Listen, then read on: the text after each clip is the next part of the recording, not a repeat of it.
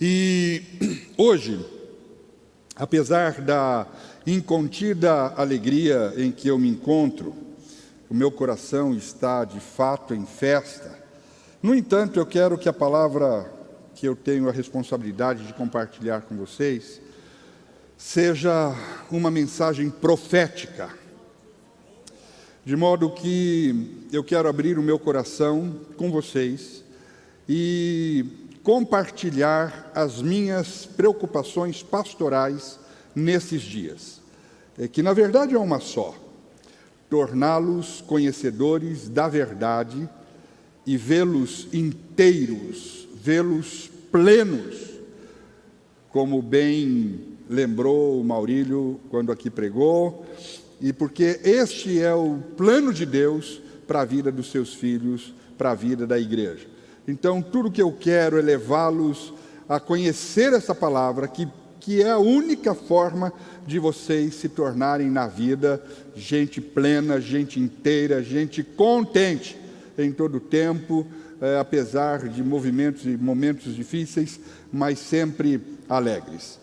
E por que isso é uma preocupação, se eu não tenho feito outra coisa durante esses 38 anos, senão levá-los a conhecer a verdade e viver o plano de Deus para as suas vidas? É porque a Igreja de Jesus dos nossos dias está debaixo de uma profunda ameaça. E uma ameaça que não vem de fora, é uma ameaça que vem de dentro de nós. E que tipo de ameaça? É a ameaça que nos empurra para uma vida independente de Deus. É a ameaça que nos leva a viver uma existência alienada de Deus. Para uma vida de despreocupação com as coisas de Deus e um desinteresse pela vontade de Deus, ao mesmo tempo que uma valorização cada vez maior da vontade própria. E eu me preocupo por uma razão. Não porque eu desconfio dos irmãos, mas porque esse é o espírito da época.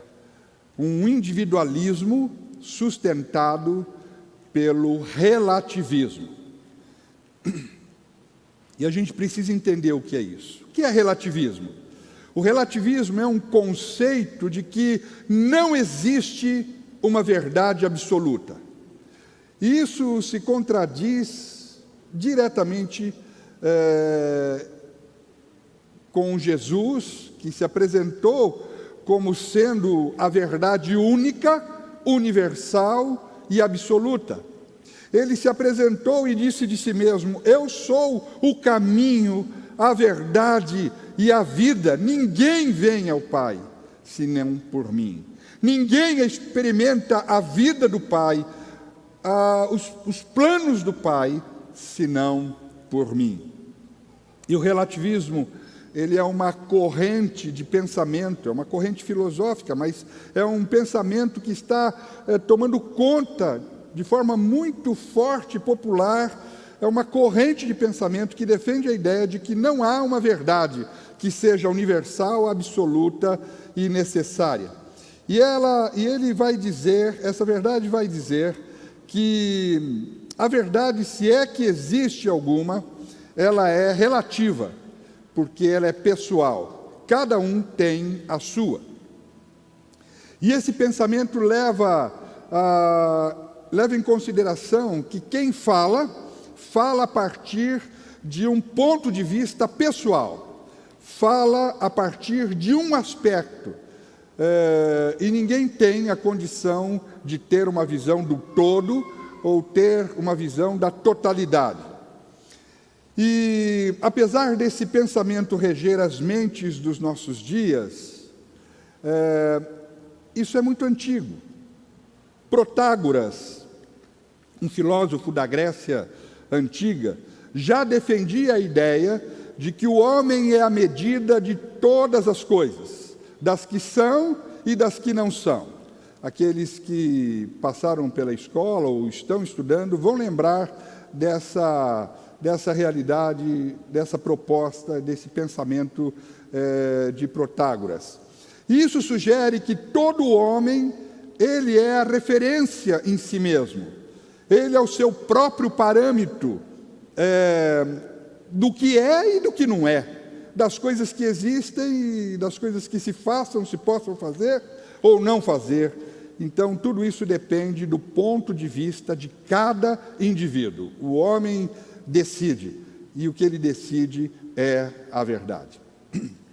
Isto bate frontalmente com o que cremos e com o que ensinamos, especialmente aqui, que a Bíblia é a palavra de Deus, única e infalível regra de fé e prática.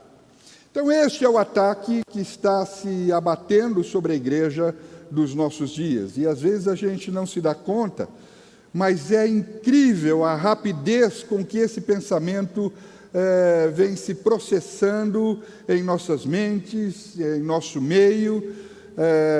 Eu fico pensando, olhando para trás. Há um tempo atrás eu dava uma orientação pastoral e as pessoas, elas me escutavam e elas tinham de decidir entre duas coisas: entre a palavra de Deus e a vontade delas. Hoje eu prego, eu oriento a palavra de Deus porque eu tenho um compromisso com a palavra, não com o meu pensamento. E aí um número de pessoas vai para a internet ou vai para pesquisar outras opiniões, ou vai para escutar outras opiniões, e elas encontram sem número de opiniões sobre a mesma orientação, porque não faltam sofistas, pastores ou não, entregues ao relativismo, que dão opinião sobre tudo com base no seu ponto de vista. E a pessoa vai sempre encontrar, então, uma opinião que, obviamente, bate com o seu ponto de vista. E aí, claro, a transformação tão necessária, que deveria estar sendo desenvolvida e levando a pessoa a essa mudança, ela não se processa. Essa transformação é impedida. E o que sobra é a autenticação da vontade de cada pessoa ou do pensamento já estabelecido na mente de cada pessoa. Você está compreendendo? Eu estou me fazendo compreender sobre essa situação que eu estou colocando para os irmãos? Sim? E a pessoa vai sempre, então, se deparar com essa condição de comodismo e de conformismo com todas as coisas. A gente diz, mas isso não pega. Eu fico pensando, quando a gente estava na escola, eu me lembro dessa experiência com a rã, que quando você pega uma rã e você quer cozinhar uma rã, ou quer matar uma rãzinha, lá na escola se fazia essa experiência. Coloca a rã numa panela fervendo, você joga ela lá viva, ela cai lá e some, dá um pulo que você não vê mais a rã diante dos teus olhos. Mas se você pegar uma rãzinha e colocar numa panela de água fria e ligar o fogo e aquilo for processando, a temperatura vai lentamente esquentando e subindo, ela chega à ebulição, à fervura, e a rã vai se adaptando, e ela morre cozida, porque ela se conformou, ela se adaptou àquela condição. E isso é o que tem acontecido conosco diante dessas influências e diante do momento em que nós estamos vivendo.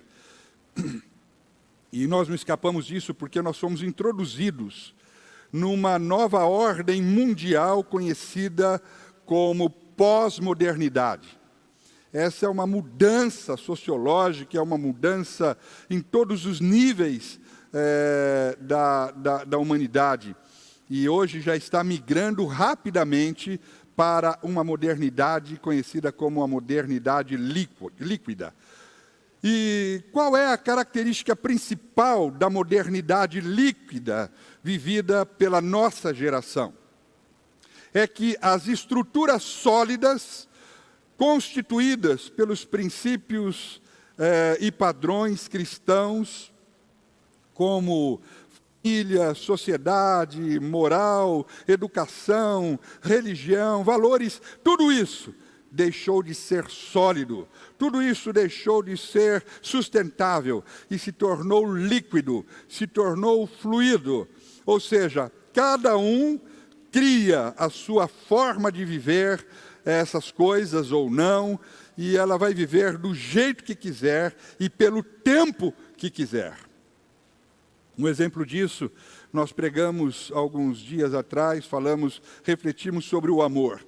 O amor é um conceito sólido, onde a responsabilidade é celebrada, onde a palavra empenhada ela é assumida, e quem a assume para jamais abandonar, porque ela crê no que a Bíblia diz: o amor jamais acaba. Deus é amor, e onde Deus está, o amor ele acontece e jamais acaba. Mas sob a influência do pensamento pós-moderno, o que se sabe do amor e o que se fala do amor é que o amor agora é eterno enquanto dura. Ou seja, eu amo enquanto está bom para mim. O dia que deixar de ser gostoso, o dia que deixar de ser bom para mim, eu simplesmente abandono o amor e para mim o amor acabou. Então essa é a ameaça que está sobre a igreja. E Jesus nos preveniu sobre isso. Ele disse lá no Evangelho de Lucas, capítulo 18, verso 8: quando vier o Filho do Homem, achará porventura fé na terra? E por que Jesus está dizendo da ameaça e do perigo da fé acabar? Por se multiplicar a iniquidade, o amor se esfriará de quase todos. De quase todos. Ele vai dizer isso lá em Mateus capítulo 24, 12. Paulo vai dizer: haverá um tempo em que não suportarão a sã doutrina. Pelo contrário, cercar-se-ão de mestres, segundo as suas próprias cobiças, como que sentindo coceira nos ouvidos. Esse tempo chegou, queridos. Esse tempo chegou. E é essa tensão que nós, pastores, eu pelo menos sei de mim, é a tensão que agora começa a latejar no meu coração, porque eu sei que os dias da volta do Senhor, seja pelo arrebatamento, ou seja pelo nosso encontro com Ele, está próximo demais de cada um de nós. E o Senhor disse que ao pastor cabe a responsabilidade de prestar conta de cada filho dele que ele colocou em nossas mãos para serem cuidados por nós. Então eu trago essa compreensão e essa dimensão clara na minha mente, talvez porque eu já esteja com mais idade, a gente vai percebendo mais as situações, vai vendo mais as coisas que estavam ocultas e que não víamos antes, mas o fato é que tudo está acontecendo muito rápido e esta é uma tensão. E o que é que salva a igreja dessa situação terrível? Porque a igreja vai ser salva. Não pensa que nós vamos ser engolidos, não. A igreja vai ser salva dessa situação terrível. Amém? E o que eu quero ver com vocês nesta noite é exatamente isso, sobre a forma de nós escaparmos dessas investidas satânicas e desses movimentos que possam acabar com a nossa fé, ou com o nosso amor, ou com a nossa possibilidade de vida plena em Cristo. Eu quero convidar você para me acompanhar numa leitura bíblica que retrata o pensamento de Jesus, moldando o pensamento dos seus discípulos, moldando o pensamento dos seus filhos. Que somos nós. Jesus, então, diz assim, Mateus capítulo 7, 24 a 27. Todo aquele, pois, que ouve as minhas palavras e as pratica, será comparado a um homem prudente, que edificou a sua casa sobre a rocha. Caiu a chuva, transbordaram os rios, sopraram os ventos e deram com ímpeto contra aquela casa que não caiu, porque fora edificada sobre a rocha. E todo aquele que ouve estas minhas palavras e não as pratica, será comparado a um homem insensato, tolo, que edificou a sua casa sobre areia. E caiu a chuva, transbordaram os rios, sopraram os ventos e deram com ímpeto contra aquela casa, e ela desabou, sendo grande a sua ruína. Jesus gosta de figuras pedagógicas para explicar e deixar claros seus princípios e propósitos. E ele vai usar aqui essa figura da construção de uma casa. Mas o que ele deseja não é nos ensinar, não é ensinar a gente a construir,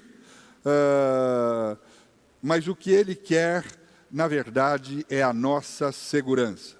Ele deseja a nossa sustentabilidade no mundo tomado por contingências existenciais. E esse texto, em especial, nos fala disso, nos fala de situações de enfrentamento que se assemelham a verdadeiros tornados, tempestades violentas, problemas profundamente amedrontadores. E então Jesus vai nos falar de dois tipos de edificadores. E ele diz do sábio, que é aquele que são os que ouvem e praticam a palavra de Deus, e ele fala dos tolos, que só ouvem, mas não praticam. E ambos vivem o mesmo tipo de experiências. Só que, no final, o sábio, passando pela tormenta, ele permanece inabalável, e o tolo desaba, sendo grande a sua ruína. A grande mensagem de Jesus, no entanto, é que a vida da gente é uma construção. Não há processos construtivos sem fundamentos. E ele vai dizer que o sábio é aquele que edifica a sua vida, edifica a sua casa sobre fundamento. E o que é o fundamento sugerido por Jesus? O fundamento é a palavra de Deus. Ouvir e praticar. Obedecer.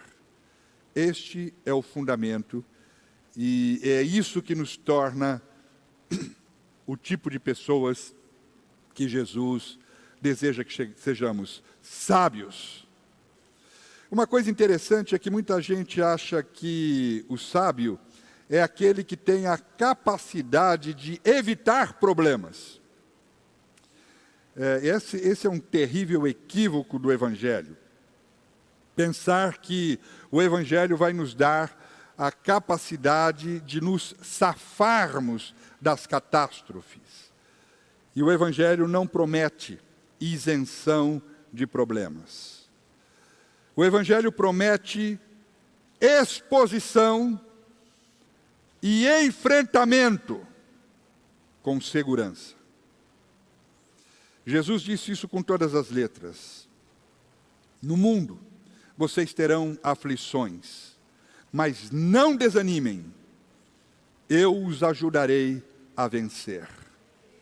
Eu estarei com vocês, e eu serei a segurança de vocês em todo o tempo. De modo que Deus nunca prometeu que não aconteceria situações difíceis em nossas vidas. Mas Deus sempre prometeu segurança e vitória aos seus filhos. Quando?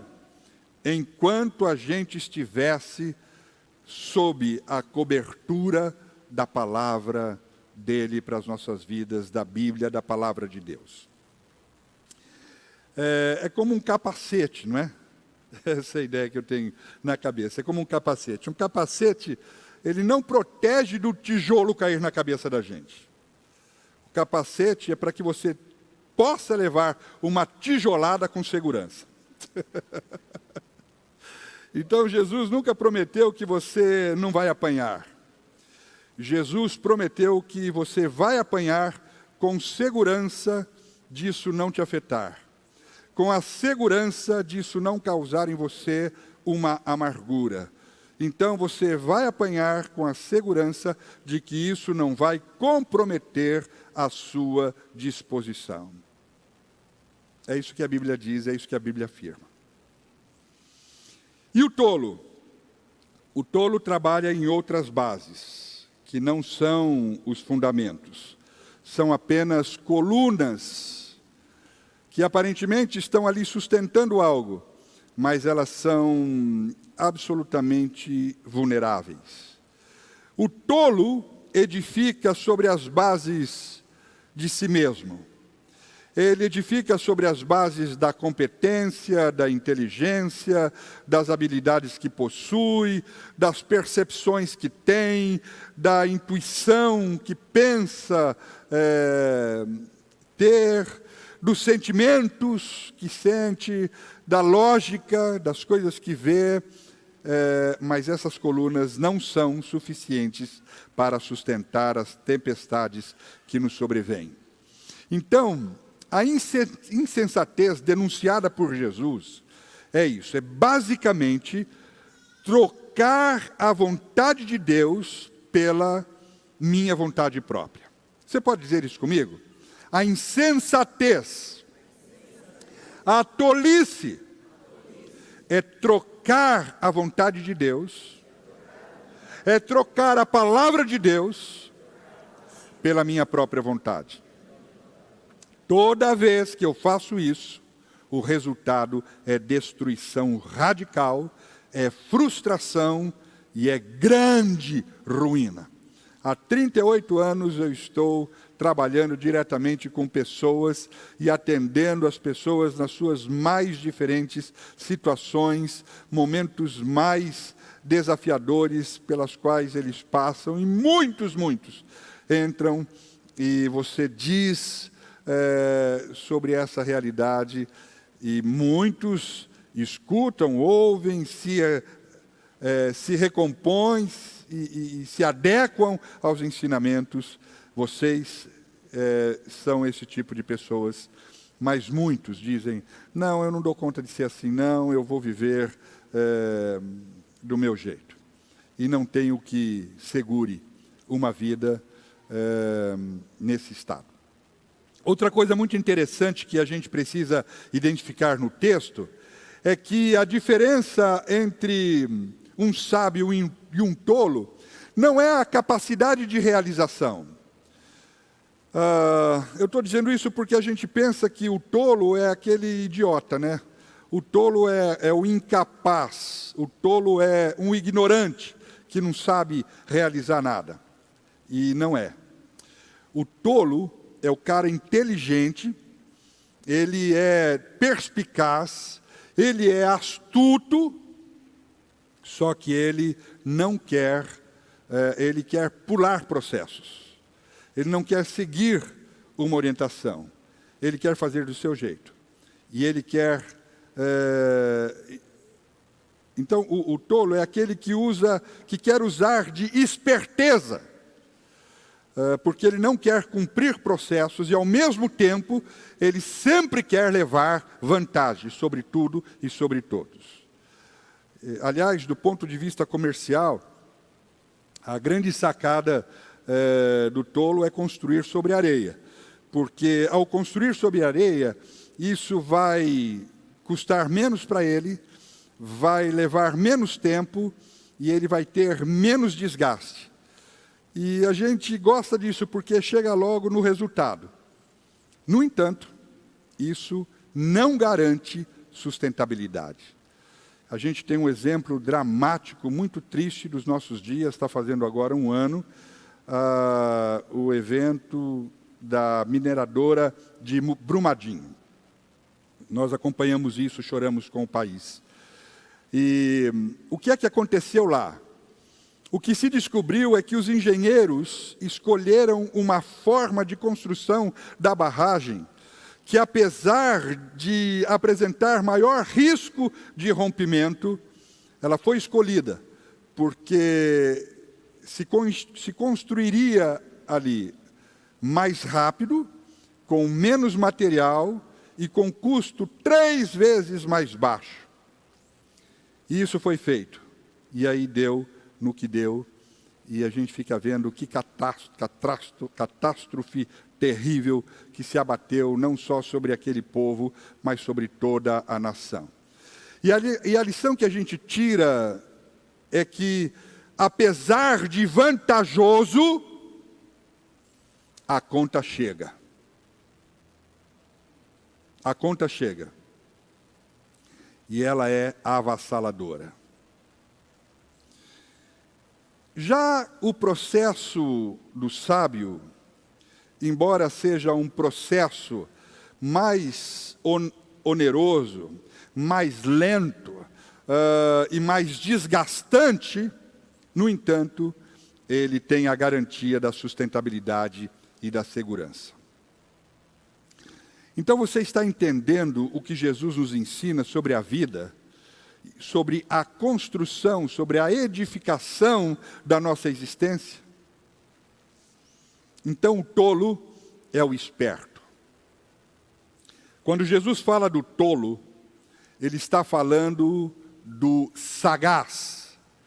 E quem é sagaz na Bíblia? O diabo. Que é diabo porque é rebelde. Não se sujeita de modo nenhum à vontade do Criador soberano, à vontade do Pai soberano. Por isso que Jesus, quando fala do sábio e do tolo, ele fala que ambos empreendem, e empreendem a mesma coisa, e o resultado acabado, final, é igual, porque ambos construíram uma casa. A questão é, em que condição cada casa foi construída, de modo que elas pudessem enfrentar as tempestades inevitáveis. Então a questão, queridos, não é se nós estamos ou não edificando bem a nossa vida.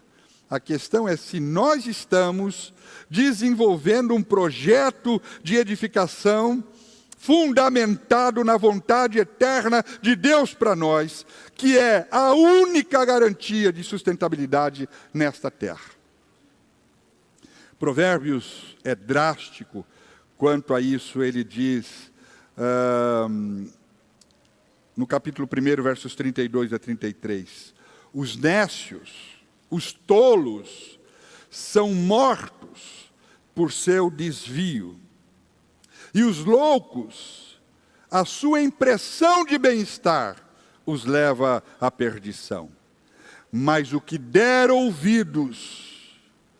me der ouvidos, habitará seguro, tranquilo e sem temor do mal. Amém? Você pode aplaudir a Jesus por isso.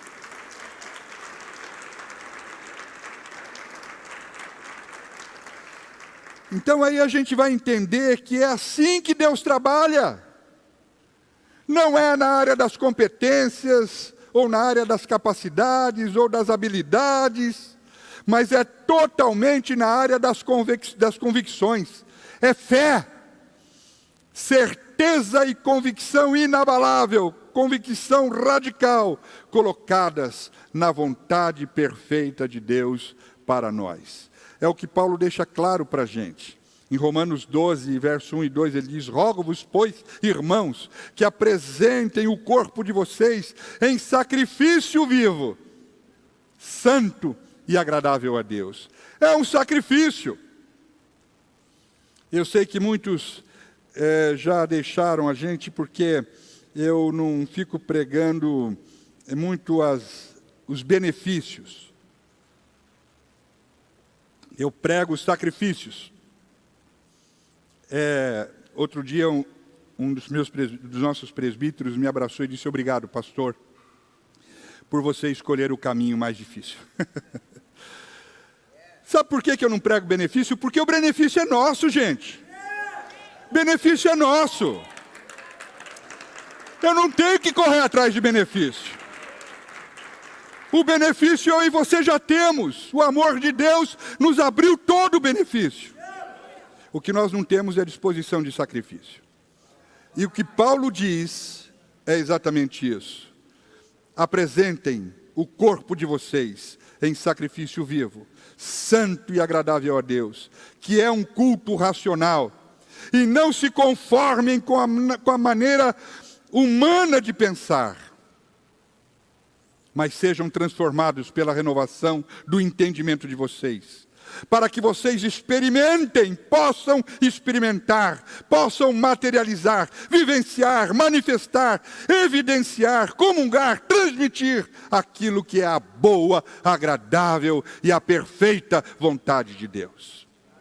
Então, meu amado, aprenda definitivamente isso. Muito do que nós estamos planejando como vida de felicidade é em cima de uma prepotência.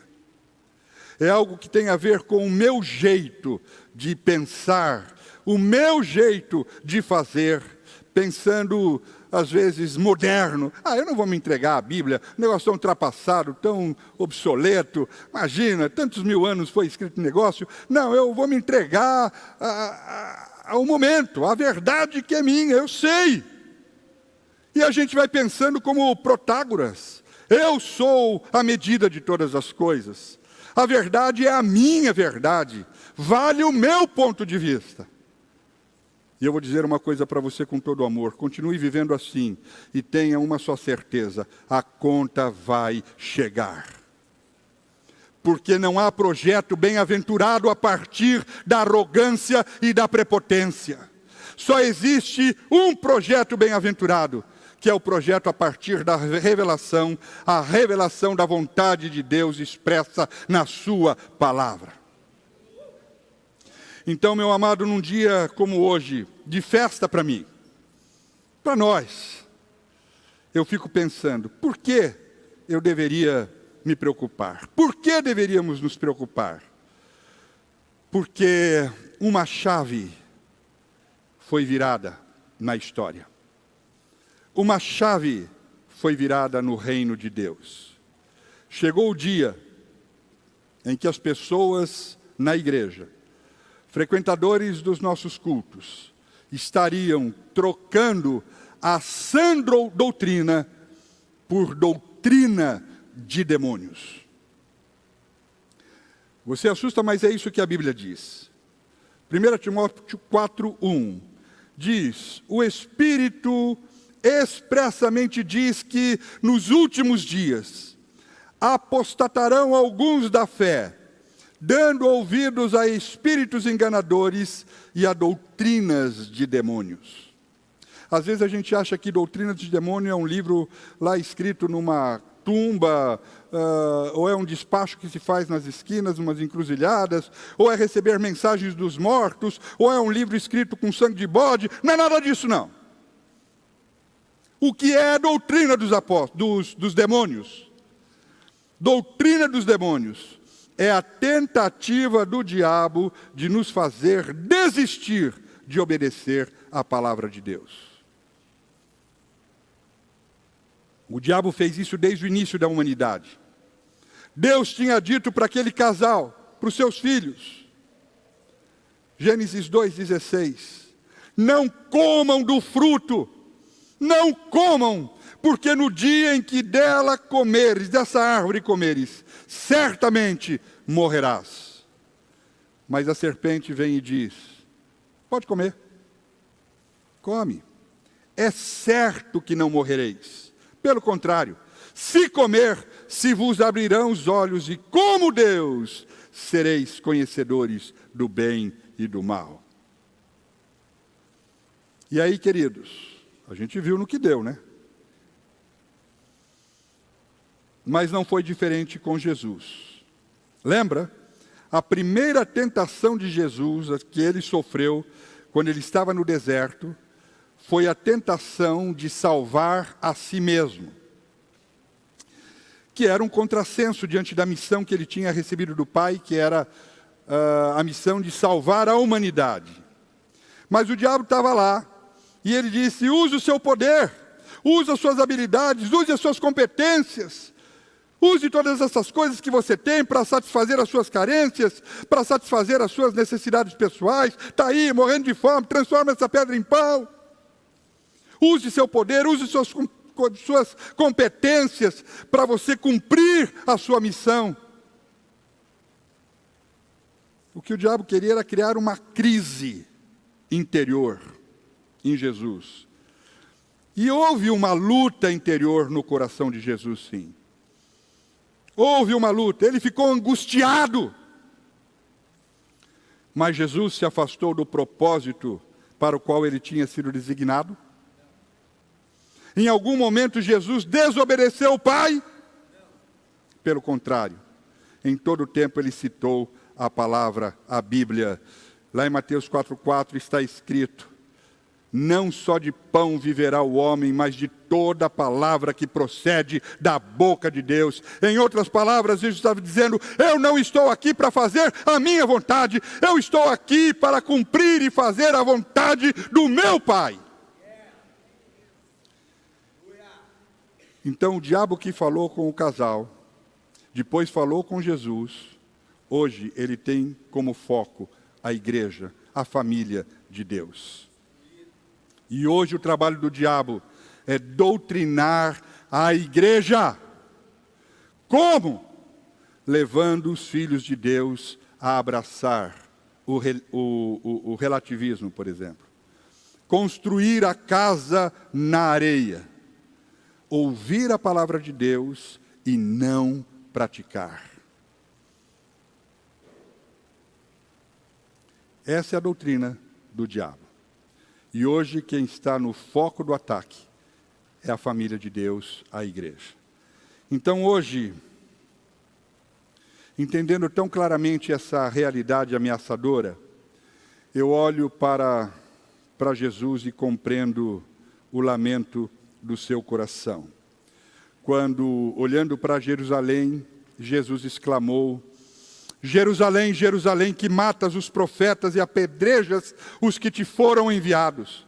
Quantas vezes quis eu reunir os teus filhos, como a galinha ajunta os seus pintinhos debaixo das asas, e vós não o quisestes.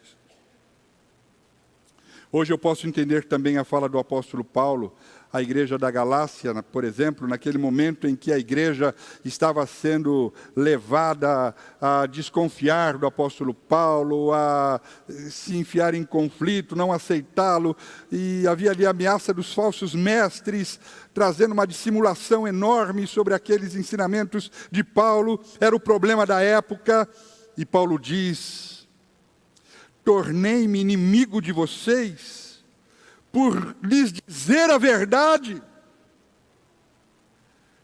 E carinhosamente ele expressa o que estava no seu coração, e ele diz: meus filhos, novamente eu estou sofrendo dores de parto por sua causa, até que Cristo seja formado em vocês.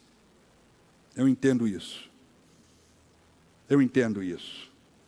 Então, apesar da grande alegria que vocês me dão, eu trago o mesmo sentimento que houve em Cristo, e eu assumo esse estado de urgência e de responsabilidade que esteve presente também no coração de Paulo. E o que me resta é confiar que o Espírito Santo convença vocês de me darem ouvidos, a fim de eu poder devolvê-los ao Pai um dia, tendo cumprido a missão que Ele confiou a mim como pastor e pai dessa comunidade, a comunidade do amor. E de vocês, eu espero que se disponham as instruções do Espírito Santo à igreja. Em Hebreus 13:17, dizendo: sejam obedientes aos seus pastores, ouçam o conselho deles. Eles estão atentos à condição da vida de vocês e trabalham sob a estrita supervisão de Deus. Lembrem disso. O pastor, esteja ele fazendo bem o seu trabalho, esteja ele conectado com a vontade de Deus, em linha com Deus ou não, ele está sob a supervisão, estrita supervisão de Deus. Ele haverá de dar conta de cada um daqueles que Deus colocou em suas mãos. E ele diz: contribuam para que a liderança deles seja alegre e não penosa. Amém? Que Deus nos abençoe até a vinda do Senhor. Eu não vou parar de falar ainda, porque me restam alguns momentos, e hoje, porque é meu aniversário, eles me deram, e eu tenho microfone, eles me deram um pouco mais de tempo. Mas antes disso, eu quero que você dobre a sua fronte por alguns segundos e reflita sobre isso.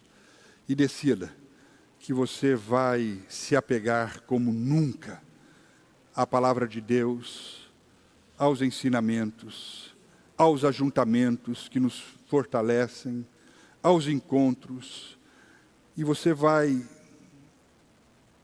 em sacrifício, se oferecer obedientemente às instruções que são dadas nessa casa, porque elas são todas da parte de Deus, visando única e exclusivamente a tua segurança, a tua vitória, e fazer com que você esteja inteiro no dia da volta do Senhor.